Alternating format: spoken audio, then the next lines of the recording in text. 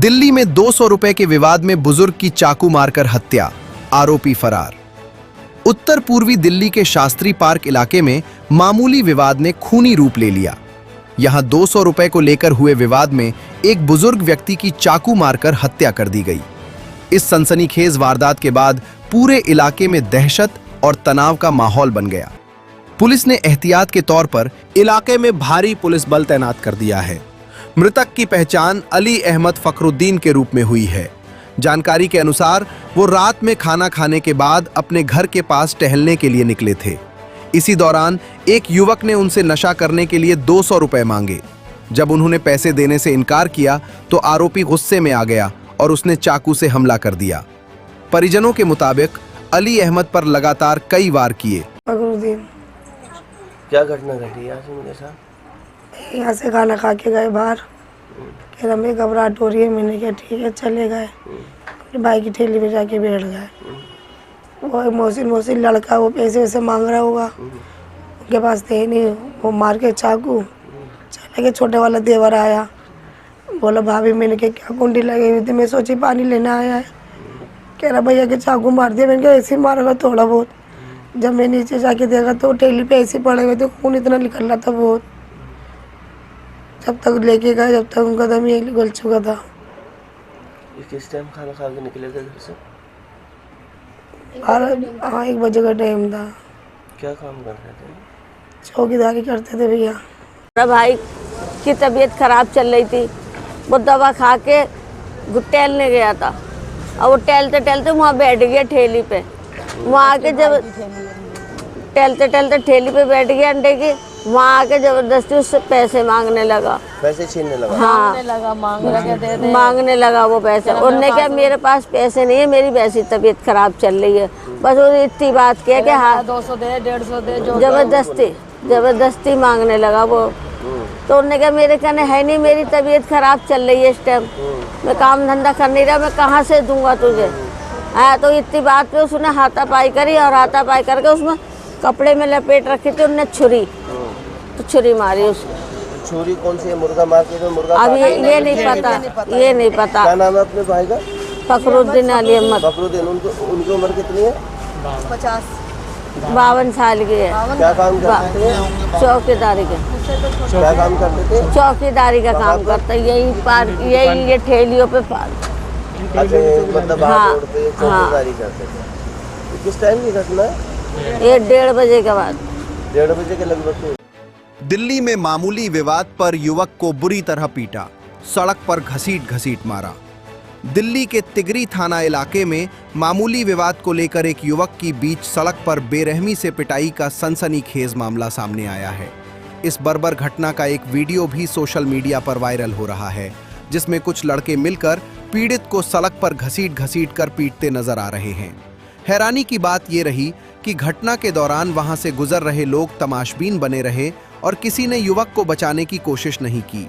हालांकि अंत में एक महिला आकर बीच बचाव करती नजर आई।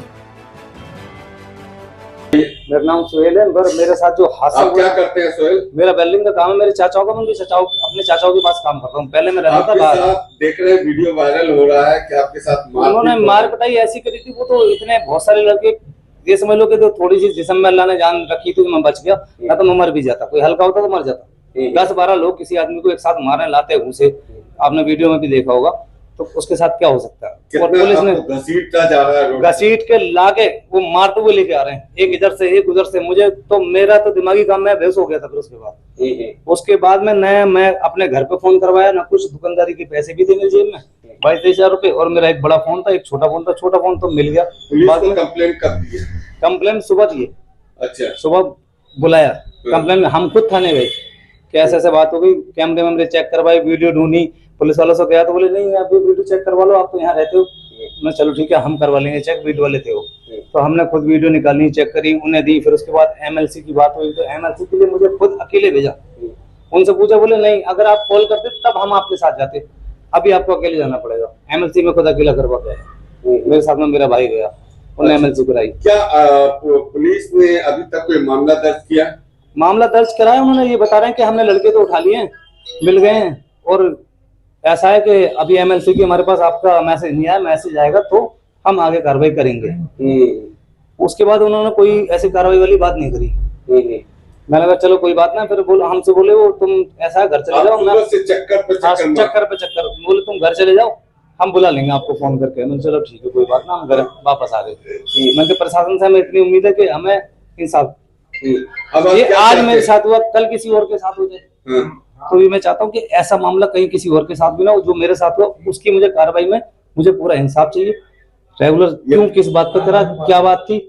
एमएलसी जो है किसने करवाया? अपने आप करवाया? एमएलसी में आप खुद करवा के आऊँ मदन मोहन हॉस्पिटल से। पुलिस से क्या मदद मिली? पुलिस से अभी तक कोई मदद नहीं मिली है। पुलिस से सिर्फ इतनी मदद मिली है, उन्होंने ये बोला कि हमने उठा तो लिए लड़के। मैंने बोला दिखाओ, एक आध को मैं पहचान लूंगा। कोई लड़का उन्होंने मुझे दिखाया। आपकी जान भी जा सकती थी? जान जा सकती, पूरे चांस थे। वो तो अल्लाह का शुक्र था कि मेरे अंदर इतनी जान थी कि मैं बच गया। क्राइम ब्रांच ने नकली जीवन रक्षक दवाओं के अंतर्राज्यीय गिरोह का किया भंडाफोड़, 4 आरोपी गिरफ्तार। दिल्ली पुलिस की क्राइम ब्रांच ने एक बड़े अंतर्राज्यीय नकली दवा गिरोह का भंडाफोड़ करते हुए 4 आरोपियों को गिरफ्तार किया है। ये गिरोह नकली और सरकारी सप्लाई वाली जीवन रक्षक दवाओं की अवैध खरीद फरोख्त, रीलेबलिंग और निर्माण में शामिल था। पुलिस ने इस कार्रवाई के दौरान दिल्ली के मुखर्जी नगर इलाके में चल रही एक अवैध मैन्युफैक्चरिंग और रीपैकेजिंग यूनिट का भी खुलासा किया है। क्राइम ब्रांच के अनुसार ये गिरोह सरकारी अस्पतालों और डिस्पेंसरी के लिए भेजी गई दवाओं को अवैध तरीके से हासिल करता था। इसके बाद उनके मूल लेबल और पहचान चिन्ह हटाकर नए फर्जी लेबल लगाए जाते थे और फिर उन्हें बाजार में महंगे दामों पर बेचा जाता था।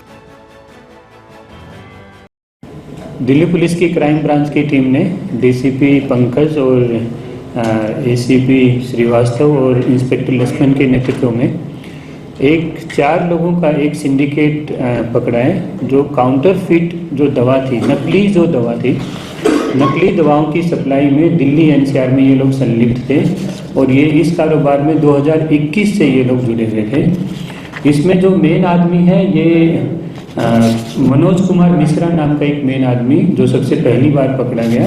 इसकी एक इंफॉर्मेशन मिली थी कि ये इंदिरा विकास कॉलोनी जो मुखर्जी नगर का आउटस्कर्ट पर पड़ता है, वहाँ पर एक प्लॉट में ये नकली दवाओं की मैन्युफैक्चरिंग हो रही है। वहाँ पर इस बात की सूचना मिली थी। सूचना मिलते उस पर रेड की गई। 23 अप्रैल को पहली बार रेड किया गया और इस आदमी को पकड़ा गया। इसके वहाँ पर बहुत सारा प्रीकर्सर मटेरियल जो दवा बनाने में काम आता है, नकली दवा बनाने में काम आता है, बहुत सारा मटेरियल मिला। बहुत सारी मशीनरी भी वहाँ से रिकवर हुई है और इसके घर के आसपास से करीब 75,000 के आसपास बनी हुई नकली दवाएं मिली हैं। वो पूरे पैकेट में बड़े अच्छे तरीके से सील पैकेट में सील हो रखी थी और उसमें अब विभिन्न प्रकार की दवा, जैसे अस्थमा को रोकने की दवा है, एनिमल बाइट को लेकर के दवा थी, लीवर, थायराइड और किडनी और इवन कैंसर की भी जो थेरेपी की दवा थी, वो दवा वहाँ पर नकली ये बनाने के कारोबार में लगा हुआ था। इस आदमी को पकड़ा गया। इससे तरीके से पूछताछ की गई। जब इससे पूछताछ की तो इसने बताया कि ये कोविड के दौरान ये मास्क और हैंड ग्लव्स की सप्लाई का काम इसने शुरू किया था। ये मूलतः है, ये मणिपुर का रहने वाला है। इसके फादर पुराने मणिपुर में चले गए थे, वहाँ पर ये काम करता था। वहाँ पर इनको कोविड के समय दिक्कत आई और कोविड के समय ये इधर दिल्ली शिफ्ट किया। और ये राजू एक मिश्रा नाम का आदमी है, राजू मिश्रा नाम का आदमी है, जो दिल्ली में ही एक दूसरा नकली दवाओं के काम में दिल्ली एनसीआर में संलिप्त था, उसके संपर्क में आता है। 2021 में ये हैंड ग्लव्स का और मास्क का काम शुरू करते हैं। वो काम 22 तक चला। 22 में इनको उस काम में फाइनेंशियल लॉस होने लगा। तो इसके बाद इन दोनों ने मिल करके एक ये काउंटरफिट मेडिसिन या दवा बनाने का, नकली दवा बनाने का काम इन दोनों से शुरू किया। जो इसका एसोसिएट है राजू मिश्रा, जब इसकी इन्फॉर्मेशन आई तो इसकी एक पूरी मैन्युफैक्चरिंग यूनिट है। ये भी एक नकली दवाओं की एक पूरी फैक्ट्री चलाता है। SCS नगर पंजाब में डेरा बस्सी के पास इसकी यूनिट है। वहाँ पर छापा मारा गया और वहाँ से भी काफ़ी मात्रा में प्रीकर्सर मटेरियल और दवा रिकवर हुई है। और ये यूनिटेल फार्मा करके एक फार्मास्यूटिकल फर्म भी चलाता है, ये उसका मालिक है। और उसकी लेबलिंग के माध्यम से ये बहुत सारी दवाएं बनाता है और उन दवाओं को नॉर्थ ईस्टर्न स्टेट्स हैं वहाँ पर सप्लाई करता है, ईस्टर्न इंडिया के जितने स्टेट्स हैं उसमें सप्लाई करता है, और कई बार वहाँ की सप्लाई को रीरूट करके वो दिल्ली एनसीआर के इलाकों में भी बहुत सारे जो फार्मास्यूटिकल स्टोर्स हैं उन पर भी सप्लाई कराते हैं। राजू मिश्रा से जब बात हुआ तो राजू मिश्रा ने बताया कि इसके 2 और कंडक्ट्स हैं जो इसकी रेबीज की और जो स्नेक बाइट की दवा है वो मैनेज करते हैं। तो एक विक्रम सिंह है, विक्रम सिंह अलियास सनी, और एक वतन है, ये दोनों ही यूपी के रहने वाले हैं, प्रयागराज के रहने वाले हैं, और वहाँ पर ये जो स्नेक बाइट बताया रेबीज के वैक्सीन है और भी कई तरीके की दवाएं जो CGHS में आती थी, गवर्नमेंट हॉस्पिटल में आती थी, उन दवाओं की साइफरिंग ऑफ कराते थे, और वो दवाएं ये राजू मिश्रा को और इसका जो ये एसोसिएट है मनोज जैन, इनको ये प्रोवाइड कराते थे और उनकी भी सप्लाई को रीरूट करते थे। तो इस पूरे गिरोह को गिरफ्तार किया गया है और इनसे करीब 90,000 से भी ज़्यादा दवाएं और कैप्सूल बनी हुई मैन्युफैक्चर्ड नकली दवाएं इनसे रिकवर की हैं। इन चारों को अरेस्ट किया गया है। इसमें कैंसर की थेरेपी की दवा है, इसमें हेपेटाइटिस बी वायरस के जो ट्रीटमेंट की है दवा, वो इसमें दवा शामिल है। लीवर के डायग्नोसिस की, इवन प्रेग्नेंट मदर्स में बच्चे को जो न्यूबॉर्न बेबीज होते हैं उसको ठीक करने की भी कुछ दवाएं इनसे रिकवर हुई हैं। लीवर की, अस्थमा की, किडनी की दवा इनसे रिकवर हुई हैं और बैक्टीरियल इन्फेक्शन की भी दवा इनसे रिकवर हुई है। वो सारी आपको इसमें प्रेस रिलीज में प्रोवाइड की जाएगी। तो इस तरीके से एक बड़े लार्ज स्केल एक जो नकली दवाओं का रैकेट था उसको बस्ट किया है।